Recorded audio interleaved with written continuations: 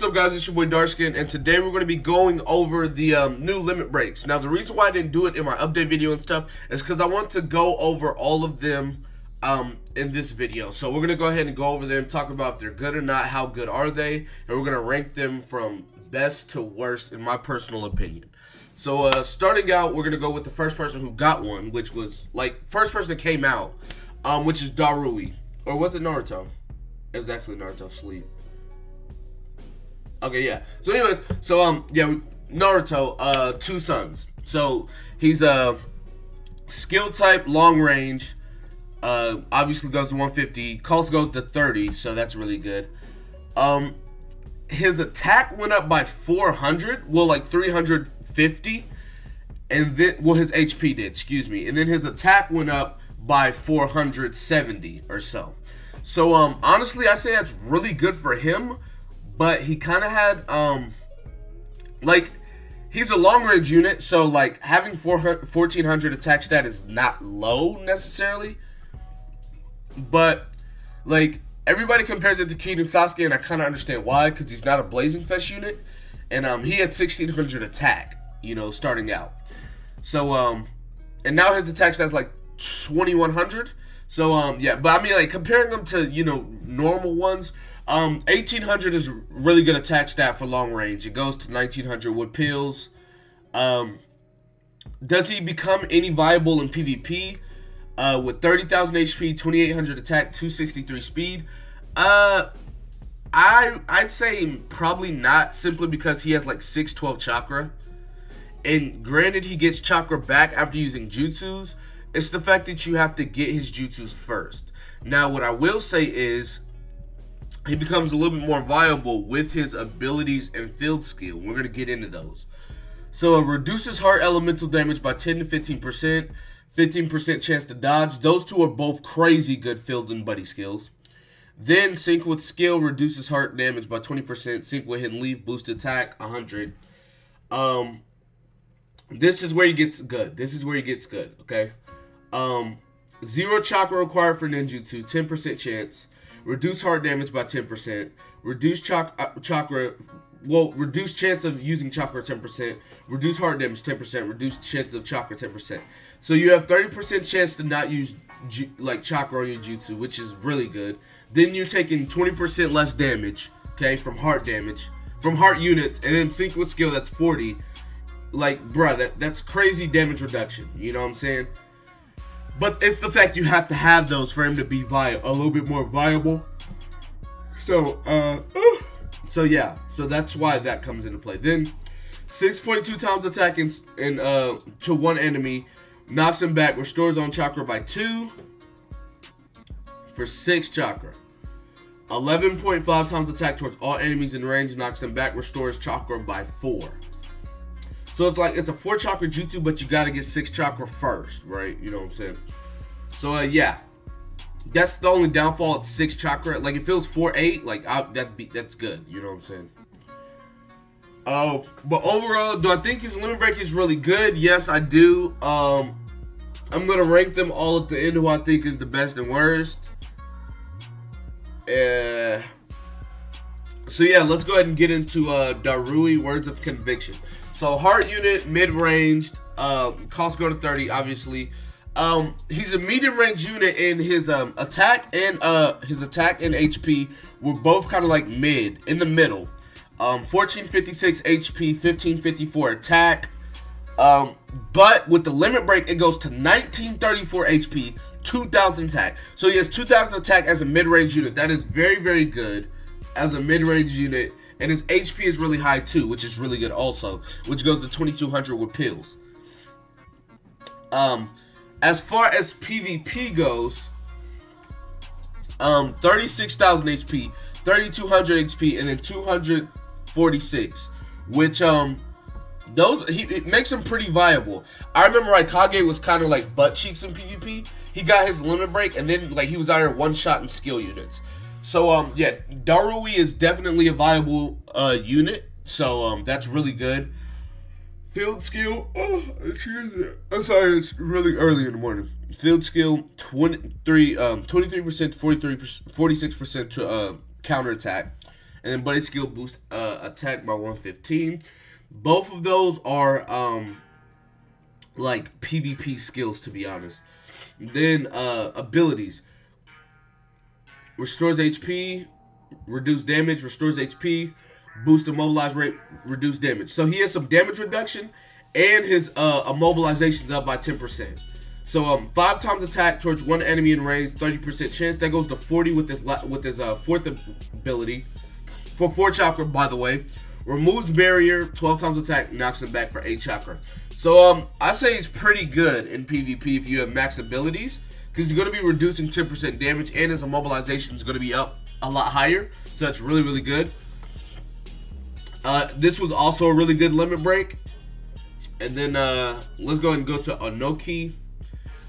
Skill, mid-range, 150, 30. HP was 1600, it is now 2200. His attack was 1200, and it's now 1600. His attack is really underwhelming, but that's kind of okay, and I'll get into why. So 33,000 HP goes to 47,000, 2100 goes to 2800, 169 goes to 189. Reduced damage by 15 to 20, reduced damage by 20. Sync with skill, reduce body damage by 20. Sync with mid-range, reduce hard damage by 20. Guys, that is, both of those are really, all of that is really good. This is why Ohnoki is good. He is a super tank. Reduce damage by 5, 5, 5. Boost health by 200, by 200. In PvP, that's 1,000, by the way. So, pretty much, he's going to be having 2,600 plus that 2,900 HP and reducing damage by 15. And then in PvP, he's going to be having, what, 50,000 HP with 15% damage reduction. And then like he can get more damage reduction. And then he can get even more damage reduction on top of that. Like, he's just a super tank, really. But it's like, it depends on if you need tanks or not. Because, like, in the PvP meta, it's a tank meta, but it's a tank meta that can do damage. And I feel like he doesn't dish out as much damage as needed for him to be a tank on a PvP team. So, I say his limit break is pretty good, but it's like, it's just better off to bring a damage dealer and a healer than to bring a tank. You know what I'm saying? 7 times attack and damage to one enemy, 5 chakra, 14 times attack and to all enemies in range. Literally, you could stall to get your ult because they do the same amount of damage for chakra. So, there's something to note. Now, going on to Sasuke. Wisdom, long range, 150, 30 cost. His attack, his HP was 1156, now it's 1548, can go to 1848. His attack was 1526. Now it goes to 2046, and then you can add the 100 to make it 2046. So he's competing with Kid and Sasuke for long range damage. His PvP stats: 20,000 goes to 27,000. Then you got 2,200 going to 3,000. Then his speed, guys, 298 going to 318. That's really good. Then, field skill, boost attack by 90 to 180. Field skill reduces the chance of, buddy skill reduces chance of even jutsu ceiling by 25. Which is kind of like a PvP jutsu, to be honest. Sync with wisdom, reduce bravery damage by 20%. Sync with all except long range, boost attack by 100. Now, this Sasuke actually gets really good. Ignore substitution. No, you can't dodge with substitute. You can perfect dodge, but no one uses perfect dodge anymore. Restores 1 chakra bar when moving. That's useless in PvP. 5% chance to dodge, which is kind of useless because it's 5%. Boost crit by 1.5. Pretty lit. Restore 1 bar chakra, which is kind of useless. So, the Sasuke's, his abilities are, some of them are good, but some of them are not. But we're going to get into what's really good. 5.8 times attacking all enemies in range. 70% chance to slip damage for 5 turns. 7 chakra. That 7 chakra is really nasty, but that's a high-ass multiplier for 2100 attack. Then, ignore perfect dodge for 1 enemy's in range. 20 times attack toward them and knocks them back for 14 chakra. That is a 20 times multiplier for 2,000 plus damage. That is huge. That's gonna be like for like PvE, that's 40,000 plus. Now for PvP, that's gonna be 60,000 plus. Right there. So that's a one shot, 100%. That's fucking 100% one shot. He might even be one shot in bravery units with his first jutsu. I don't know, but honestly, Sasuke's Limit Break is really good too. But if I were to order these from best to worst, I'd say obviously Sasuke has the best Limit Break, 100% hands down. His Limit Break is stupid good. Just the speed and everything like that, it makes him a viable unit to use as a speedster. So that's really good. I say Naruto and Darui are both good.